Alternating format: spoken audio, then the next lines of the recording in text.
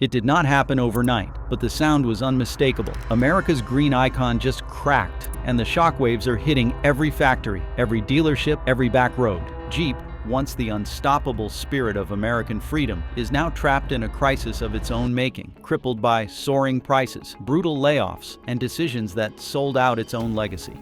This is not just a brand slipping, it is a collapse that could drag down the heart of American manufacturing itself. Why did Jeep abandon the people who built it? How are Ford, Toyota, and Chinese rivals now feasting on the wreckage? And is there still one last move that could save it? Or is the green legend already lost? What's happening? It didn't start with a bang. It started with a gut punch. First Toledo, then Belvidere, then Detroit. One by one, the plants that had roared with life for generations went silent almost overnight. Where shift whistles once echoed and sparks once flew, there was now only a hollow, heartbroken quiet. For workers who had spent decades assembling Wranglers and Cherokees, the layoffs were not just economic, they were existential. This was not losing a job, this was losing an identity. Main streets suffered next. Diner booths that had once been packed with workers on lunch breaks now sat empty, ketchup bottles gathering dust, tool shops, laundromats, even local radio stations, all bled customers and hope. The towns that Jeep had built were now crumbling around its ruins. The cause? A lethal cocktail of bad decisions and blind ambition. Stellantis had ramped up Jeep production, even as market signals turned red. Rows of unsold Gladiators and Grand Cherokees piled higher and higher at dealerships. Inventory swelled beyond anything sustainable. With too many Jeeps sitting idle and no buyers in sight, the company had no choice but to slash production. Shift cuts led to layoffs. Layoffs led to community collapse. Every action was another domino falling, another American town losing its heartbeat. But this was only the surface wound. As devastating as the layoffs were, an even deeper betrayal was festering inside Jeep's soul.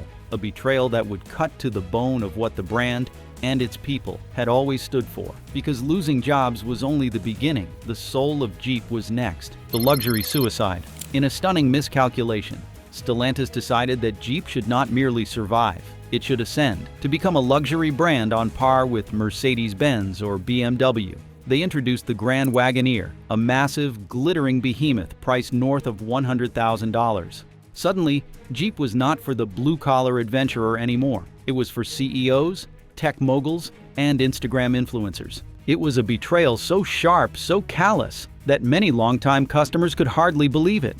Families who had proudly driven Cherokee after Cherokee now found themselves priced out of the brand they had helped build. Farmers who had relied on Wranglers for tough jobs. Workers who had trusted Gladiators to get them through blizzards and floods, all left behind in favor of a glossier, wealthier clientele that barely existed. The numbers told the tale. A 2024 Gladiator Rubicon now carried a price tag close to $70,000. Even the entry-level Sport S started at more than $55,000. For many middle-class Americans, Jeep's once reliable value had morphed into a cruel joke. Scene after scene played out across America. A young family standing at a dealership, staring at the Wrangler they had saved for, only to realize they could no longer afford it. A retired veteran, hoping to buy one last Jeep, turning away in bitter disappointment. A farmer shaking his head at the price sticker on a Gladiator, muttering that Jeep had forgotten who made them great.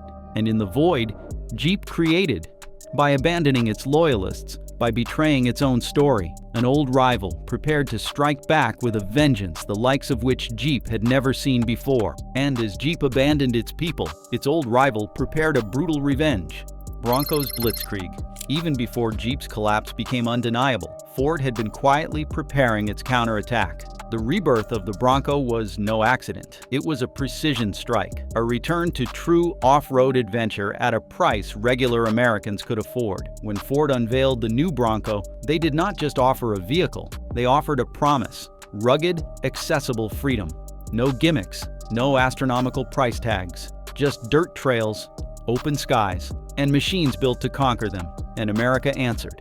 Bronco orders exploded across the country. Waiting lists stretched for months. Social media lit up with proud new owners, posting photos of their Broncos splashing through rivers, crawling over boulders, parked proudly in suburban driveways. Ford did not have to steal Jeep's customers. Jeep had pushed them away, and Ford had simply opened the door. Bronco's marketing celebrated something Jeep had forgotten: authenticity. Commercials showed muddy boots, dusty trails, kids climbing into the back seat after a long hike. It was everything Jeep once stood for, and everything it had now abandoned. Meanwhile, Jeep dealership lots grew sadder by the day. Rows of pristine Wranglers, Gladiators, and Cherokees sat untouched, sunlight bleaching their hoods. The brand that once defined ruggedness now looked like a luxury relic nobody needed or wanted. Inside Stellantis, panic spread like wildfire.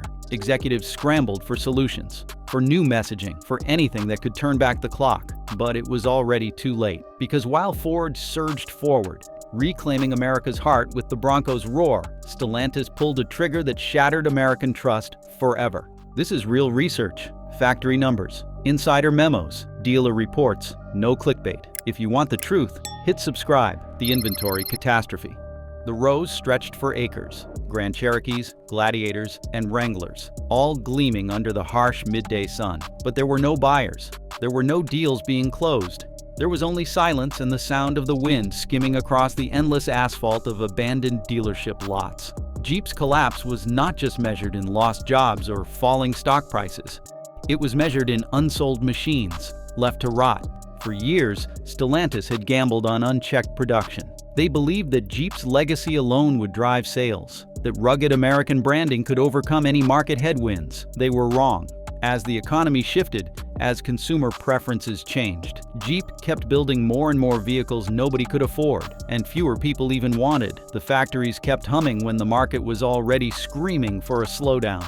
It was a mistake born not from malice, but from blind arrogance. Dealerships across America found themselves overwhelmed. Sales managers, once confident and cocky, now sat in their glass offices staring at spreadsheets filled with red numbers. Incentives were rolled out, $5,000 off, then $7,000, then $10,000. But it did not matter. Even the biggest discounts could not move a vehicle that was priced tens of thousands of dollars, beyond what the average American family could ever hope to afford. The heartache was palpable. Dealership owners, many of whom had been with Jeep for 3 generations, were forced to watch as their life's work collapsed around them. Entire rows of unsold vehicles collected dust. Flags hung limp over abandoned sales events. And with every month that passed, the unsold inventory lost more value, creating a death spiral that Jeep had no way to stop. Inside Stellantis headquarters, executives scrambled to spin the crisis. They blamed inflation. They blamed interest rates. They blamed market softness.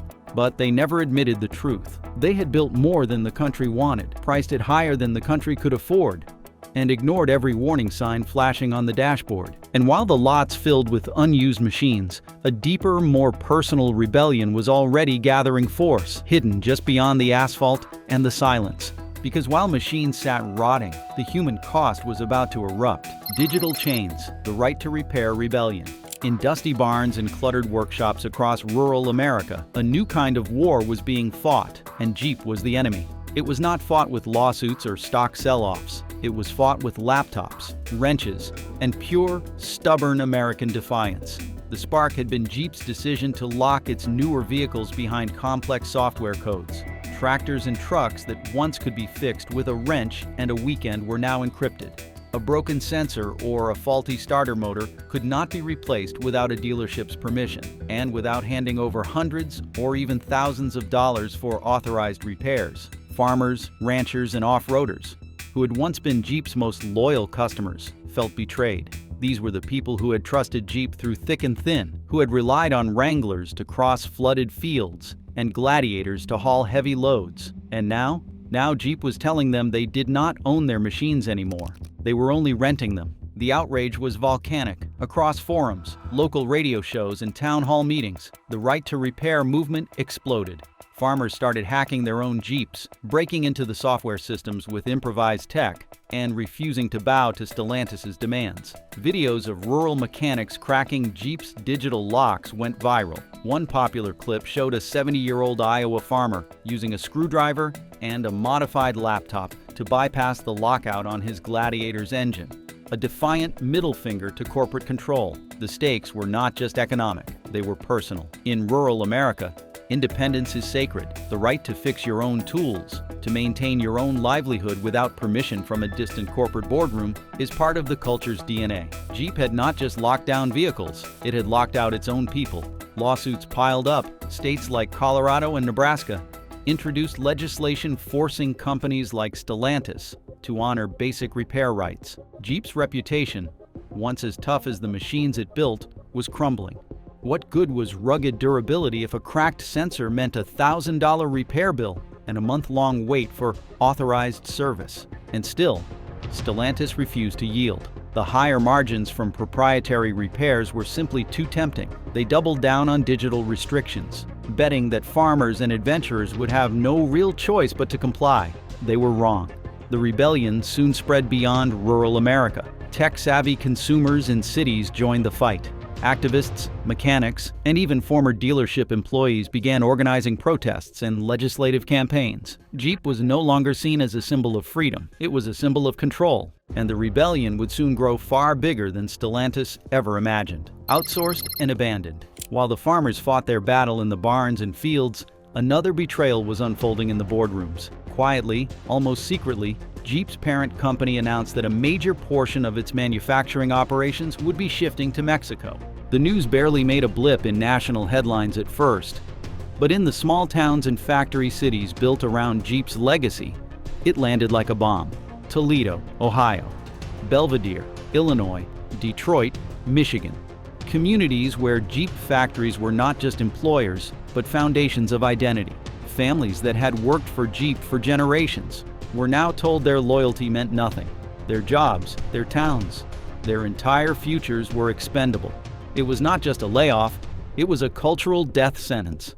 Empty parking lots grew outside shuttered plants. Billboards advertising proud home of the Jeep Wrangler faded and peeled in the sun. Restaurants, diners, and local shops that depended on factory workers shuttered one by one. There was no bailout, no safety net, just the slow, agonizing erosion of the American dream. And for what? Cheaper labor, lower operating costs, corporate profit margins. Executives at Stellantis defended the move. They claimed it was necessary for global competitiveness. They claimed it would allow Jeep to invest in innovation. But for the men and women watching their livelihoods vanish, the message was clear. You were never part of the future. You were always expendable. Patriotism turned to resentment. Loyalty turned to rage. Politicians who once posed for photos with Jeep CEOs now lined up to condemn them. And across the heartland, a deep, simmering anger began to spread. An anger that was about to find a voice much louder than any Stellantis boardroom could silence. Because when America noticed, it roared back in ways Stellantis did not expect. Trump's retaliation and the political wildfire. It started, as it often did, with a single thunderous rally. President Donald Trump, standing beneath a flurry of American flags, took the microphone and declared war. War not against a foreign adversary, but against a company that had, in his words, betrayed American workers to chase foreign profits. If Jeep wants to build in Mexico, Trump roared to a sea of cheering supporters, then they can sell their cars in Mexico, because if they try to bring them back here, we will slap a 200% tariff on every single one. The crowd erupted, and so did the national conversation. Jeep, once a symbol of American pride, was now a political battleground. Republican, Democrat, Independent, it did not matter. Across rural America, across factory towns, across struggling dealerships, the outrage was bipartisan. Jeep had touched a nerve that transcended party lines, the slow, painful abandonment of American industry. Protests erupted outside Stellantis headquarters. Workers marched with signs reading, "Built here, not there," and "Jeep betrayed us." Farmers parked their Jeeps outside dealerships, keys taped to the hoods, daring the company to come collect them. Conservative talk radio and progressive podcasts alike hammered Stellantis as an emblem of corporate greed. For Stellantis, it was a nightmare scenario. Their brand had not just lost customers, it had become a lightning rod for national anger. And yet, even as the political firestorm raged, a darker force was gathering overseas, one that would seize the very market Jeep had abandoned. Because while politicians battled, foreign powers seized the opening Jeep had left behind. China's automotive invasion, the port cranes swung into motion before sunrise, unloading rows of rugged Chinese SUVs onto the dock like an invading army. Silent, efficient, relentless. In another time, those berths would have been reserved for American muscle. Jeep Gladiators, Grand Cherokees, Wranglers stacked proudly for shipment across the globe. But today, the Gladiators sat idle, dust gathering on their fenders, value draining from their price tags. And across the ocean, China's automotive giants moved in to fill the vacuum. Brands like BYD, Great Wall Motors, and Chery had once been shrugged off as minor players, cheap, clumsy imitators of Western engineering. No longer. Over the past 5 years, Chinese manufacturers had quietly transformed their image. Their vehicles were not only cheaper, they were tougher, smarter, and increasingly built for the same rugged lifestyle that Jeep once dominated. And they were arriving just as Jeep was staggering under the weight of its own missteps. The emotional blow was immediate and deep. American automakers had built their legend on resilience, durability, dominance. Watching fleets of Chinese off-roaders roll off cargo ships felt like a betrayal, not just of a brand, but of the idea that American ingenuity was unbreakable. If Jeep could fall, if even Jeep could be replaced, what chance did anyone else stand? The green icon had fought wars before. But this time, the enemy was not across a battlefield. It was already inside the gates, and as global loyalty shifted, America's wounds deepened at home and behind closed doors, the scavengers moved in. Jeep auctioned to the highest bidder. The boardroom lights burned late into the night. Around the polished mahogany table, the new rulers of Jeep's destiny sat. Suits from private equity firms, international banking groups, and anonymous investors speaking in cold, measured tones. They were not farmers, not adventurers, not off-roaders. They were accountants, strategists, asset strippers.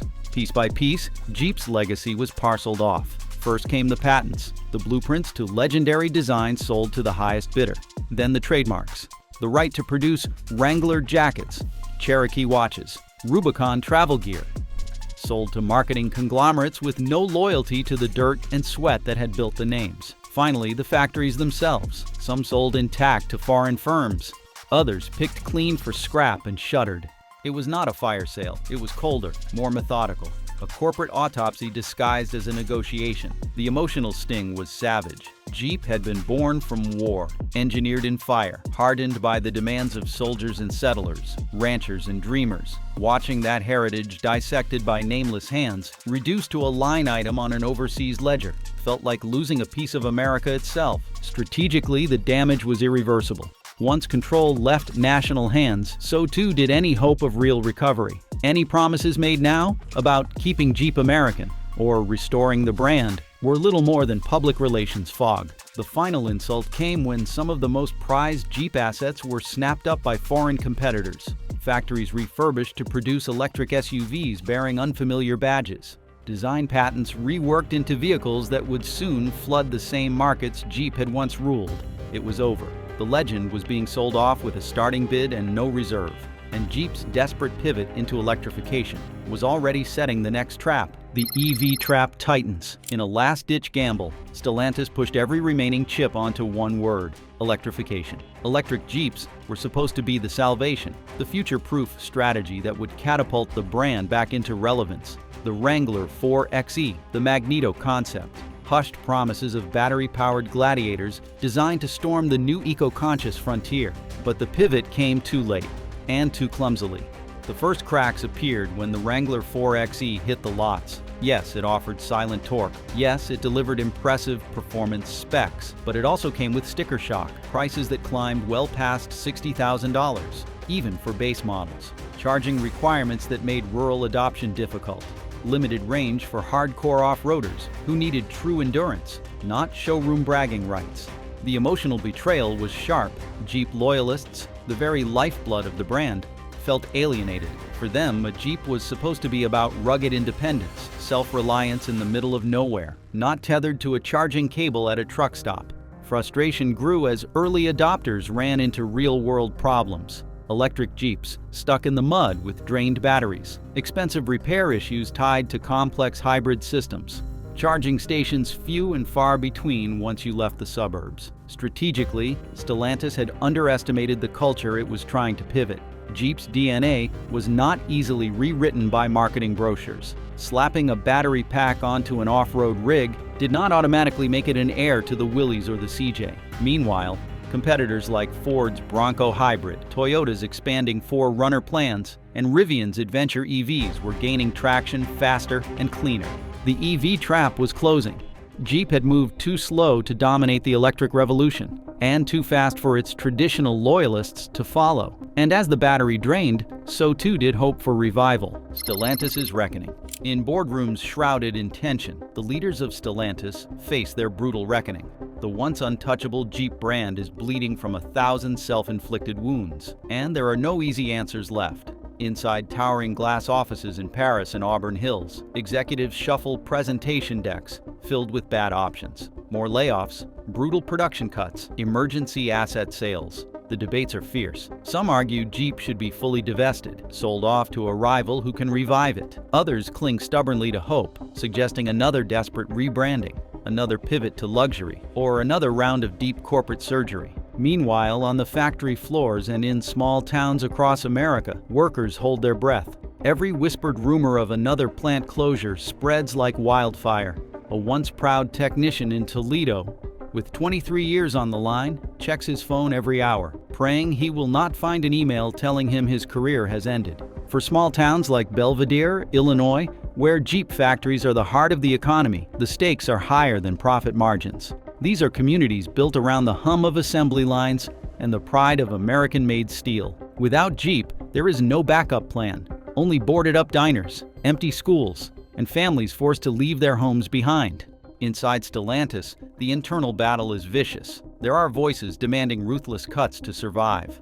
Others urge a Hail Mary investment into radical innovation, cheaper electric vehicles, tougher off-road models, direct appeals to the loyalists who once bled green for Jeep.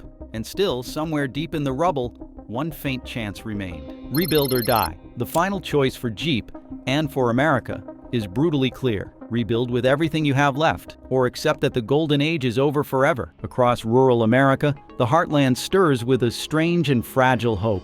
Farmers, veterans, small business owners, and young entrepreneurs rally in meetings and online forums, demanding a return to Jeep's roots. They do not want luxury interiors or touchscreen excess. They want rugged, affordable, fixable vehicles. They want the Jeep that fought through wars, crossed frozen rivers, and became an American symbol of defiance. Inside Stellantis, a handful of visionaries are making their last stand. They pitch radical ideas. A rebirth of the CJ line, stripped of luxury, built for durability. A new EV Wrangler that costs less than $35,000. Built tough enough for real off-roaders. Open repair access. Real community partnerships. Bold marketing that embraces Jeep's rebellious spirit instead of corporate buzzwords. The risks are enormous. Investors are cautious.